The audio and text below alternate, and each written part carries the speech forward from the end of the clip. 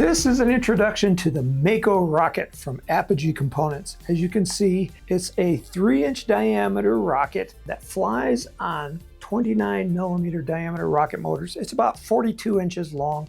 It's lightweight. It comes with plywood fins, through the wall tubes, and in the back we got plywood centering rings. It comes with gorgeous chrome decals. You get the Mako decal plus this ribbon. There's another one on this side. There's Apogee decals here plus some silver dots back here. It has a plastic nose cone. Inside we have a 36-inch chute plus a heat shield, and there's also a zipper shield here to protect the front of the tube.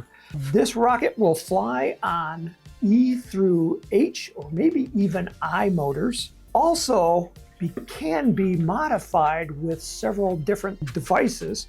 For example, we do have a motor mount that's a 38 that you can put in here.